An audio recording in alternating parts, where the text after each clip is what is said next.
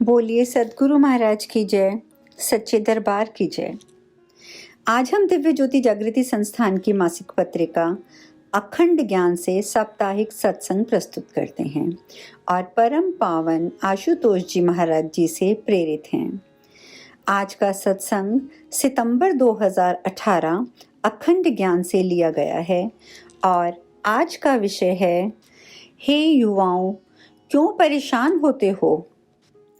युवा, या ये कहें कि समाज का प्रतिनिधित्व करने वाली सबसे सशक्त इकाई। आप सोचिए, आपके मन में क्या विचार या विशेषताएं उभरती हैं जब कोई कहता है आज कल के युवा। एक जवाब हो सकता है मॉडर्न, तकनीक प्रेमी, तर्कशील, ऊर्जावान, परंतु वहीं दूसरा वर्ग कह सकता है पथभ्रष्ट, दिशाविहीन और भ्रमित। परंतु सज्जनों, शायद आपको आश्चर्य हो कि इसी श्रृंखला में एक तीसरा युवा वर्ग भी है जो आज भौतिकवाद से ऊबकर, सांसारिक पैमानों से निराश होकर, बनावटी उसूलों से परेशान होकर, अपनों के परायेपन से उदास होकर नए और सकारात्मक जीवन की ओर अग्रसर हो रहा है।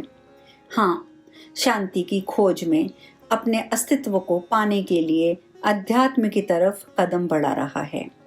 आज बड़ी तादाद में पूरे विश्व के युवा आत्मिक मूल्यों की ओर आकर्षित हो रहे हैं। वे सोशल मीडिया पर प्रेरणादायक वीडियो देख रहे हैं, लेख पढ़ रहे हैं, जिंदगी जीने का असल तरीका बड़ी बड़ी किताबों में छान रहे हैं, स्वार्थ से हटकर स्वाध्याय की राह पर बढ़ रहे हैं। क्लब, पार्टीज और दिखावटी सभ्यता से ऊबकर अब कुछ युवा हैं जो ध्यान क्रिया अर्थात मेडिटेशन के द्वारा मजे और आनंद के बीच का भेद तलाश कर रहे हैं। विचारणीय है, क्या सनातन अध्यात्म आज के युवा को उसकी हर स्तर की दुविधाओं का तर्क संगत समाधान प्रदान कर सकता है? इस प्रश्न का उत्तर है हाँ। समाधान के तौर पर अध्यात्म के पास सिर्फ कोरे शब्द नहीं, अपितु प्रमाणित अनुभव हैं। वे अनुभव जिन्होंने हर स्तर पर, हर दुविधा में एहसास कराया है कि अगर आपके आधार में ब्रह्म ज्ञान की साधना है तो जीवन की कोई भी परिस्थिति आपकी मनस्थिति पर हावी नहीं हो सकती। इस बात का अनुभवों व विज्ञान की प्रमाणित रिसर्चों के द्वारा हम ये समझने का प्रयास करते हैं। आपने कई बार सुना होगा परीक्षाओं का और नौकरी का दबाव। आपस में जब दो दोस्त बात करते हैं, यार कितना पढ़ लिया तुमने? मेरा तो बहुत सारा सिलेबस अभी बचा है, भगवान जाने कल क्या होगा। अवश्य ही आप इन पंक्तियों से परिचित होंगे। कॉलेज के सेमेस्टर टेस्ट, ढेर सारा कोर्स, पढ़ाई करने में आलस, परिणाम का डर। अक्सर युवा छात्र इस मौके पर कह देते हैं फोकस नहीं हो पा रहा है, टाइम व्यवस्थित नहीं हो पा रहा है, परिणाम स्वरूप देर तक जागना, रह रह कर घबराहट, जिसको कि आज हम पैनिक अटैक कहते हैं, होना, अंतिम पलों में हड़बड़ी रहना, अंततः खराब रिजल्ट को खुद पर हावी करके स्ट्रेस और डिप्रेशन से हाथ मिला लेना। लेकिन वहीं दूसरी ओर अनुभवी पक्ष, अब हम उनकी बात करते हैं। मैं दिल्ली यूनिवर्सिटी से BMS अर्थात बैचलर्स इन मैनेजमेंट स्टडीज की पढ़ाई कर चुका हूँ। यही सब परिस्थितियां मेरे भी सामने थी, पर उस समय ब्रह्म ज्ञान का ध्यान मेरा संबल बना, किसी अचूक बाण के समान। मैं वैधानिक कॉलेज अध्यक्ष, विभागीय अध्यक्ष और 4 कॉलेजों का मूलभूत समितियों का सदस्य भी था। भागम भाग मेरे जीवन का अंग थी, पर 24 घंटों में हर स्तर का कार्य करने के साथ मैं कुछ घंटे नियमित ध्यान साधना भी करता रहा।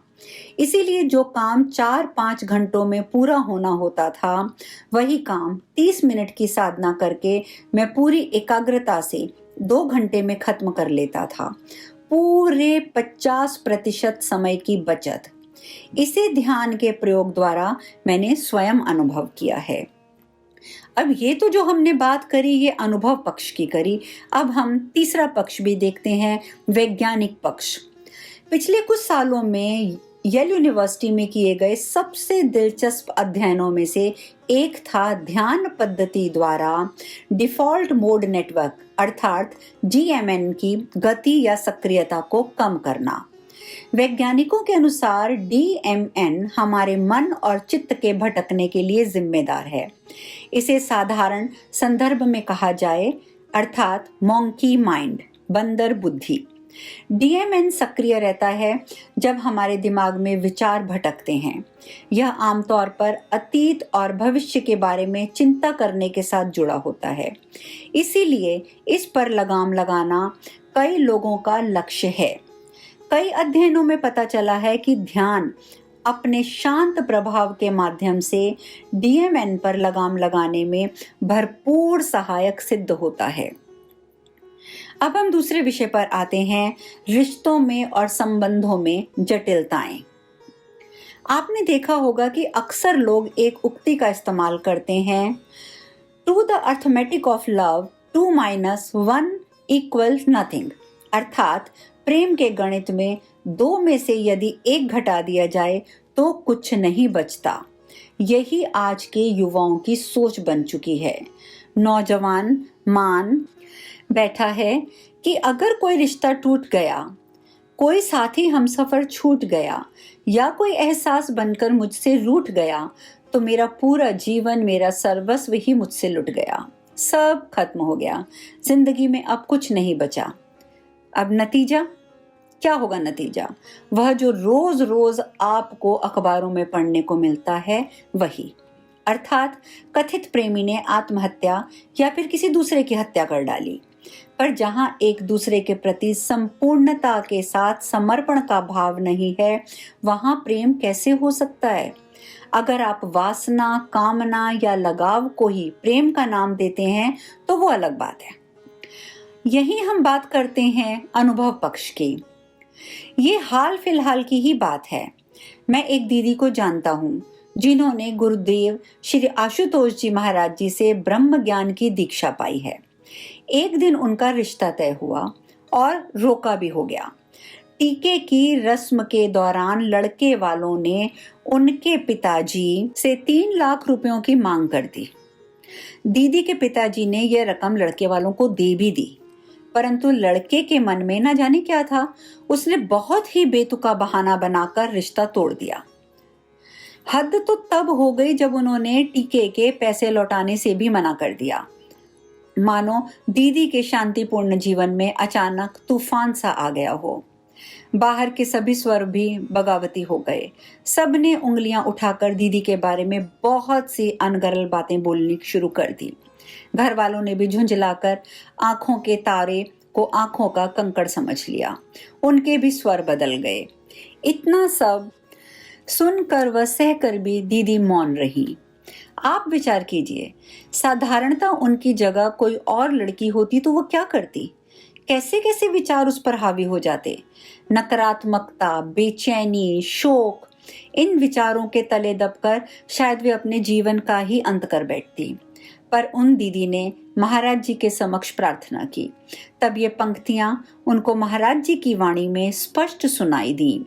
दूर हो जाता है हर गम नित्य निरंतर ध्यान से, कष्ट हर एक भर जाता ज्ञान औषधि पान से। अर्थात ब्रह्म ज्ञान की ध्यान साधना करो, सब ठीक हो जाएगा। और ये शब्द संजीवनी के समान उन दीदी के अंतःकरण में उतर गए। वे आंसू पोंछकर पुनः डट गईं अपने जीवन के युद्ध में। रोने धोने में अब समय ना गवाते हुए उन्होंने अपने ऑफिस से 1 सप्ताह की छुट्टी ले ली। फिर उन्होंने स्वयं को एक कमरे में बंद कर लिया और पूरे दिन खूब डटकर गहन साधना की। प्रार्थना और घंटों साधना जोरों शोरों से चलती रही। उस सप्ताह के कुछ दिनों बाद ही दीदी को महाराज जी की उन पंक्तियों का रहस्य अपने जीवन में प्रत्यक्ष नजर आया। उनका मन बहुत सुकून से भर गया, विवेक जागृति हो गया। साधना में महाराज जी का मार्गदर्शन मिला और उन्होंने लड़के और उसके घर वालों के खिलाफ शिकायत दर्ज कराई। और कोर्ट के आदेश पर लड़के वालों को रुपए लौटाने ही पड़े। आज दीदी सही स्थान पर हैं, स्थित हैं, निजी संबंधों में भी और व्यावसायिक स्तर पर भी। आज उनको प्रेम शब्द से नफरत नहीं है, अपितु वे प्रेम के असल मायनों को जान चुकी हैं।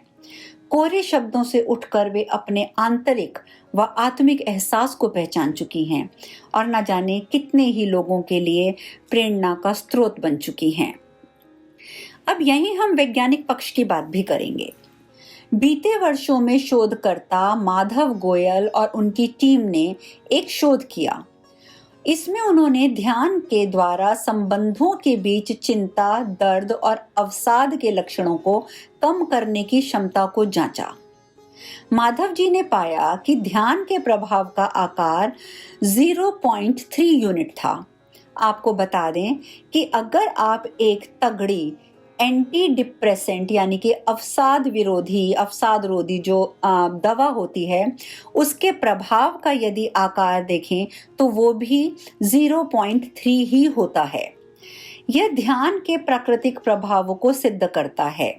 माधव जी कहते हैं, बहुत से लोगों का ये मानना है कि ध्यान का मतलब केवल आंखें बंद करके बैठना है और कुछ भी नहीं करना, लेकिन ये सच नहीं है। ध्यान जागरूकता बढ़ाने के लिए दिमाग का एक सक्रिय प्रशिक्षण भी है। अतः पाठकगणों, ये शाश्वत महान ब्रह्म ज्ञान की साधना ही आज के युवाओं की निजी और व्यावसायिक समस्याओं का समाधान है। मैं तो अपने युवक मित्रों को यही कहूंगा कि बोझ और बोध में केवल ध और झ का अंतर है। आप ध्यान से सुनेंगे इस शब्द को, बोझ और बोध। सिर्फ दोनों में ध और झ का अंतर है। यदि ध से ध्यान धारण कर लिया तो झ से झुंझलाहट अपने आप हट जाएगी है। अब निर्णय आपको लेना है। दुविधाओं में उलझकर ही रहना चाहते हैं या ब्रह्म ज्ञान से जुड़कर आत्मविकास करना चाहते हैं? अगर जवाब दूसरा है तो दिव्य ज्योति जागृति संस्थान आपका आह्वान करता है। आइए और स्वयं परिवर्तन अनुभव कीजिए। इस तरह के यदि और भी लेख पढ़ने के लिए आप अगर प्रेरित होते हैं तो आप हमारी मासिक पत्रिका अखंड ज्ञान, जो कि 3 भाषाओं में उपलब्ध है, हिंदी, अंग्रेजी और पंजाबी, आप विवरण में उल्लेखित लिंक पर क्लिक करके पत्रिका की सदस्यता को प्राप्त कर सकते हैं। जय महाराज जी की।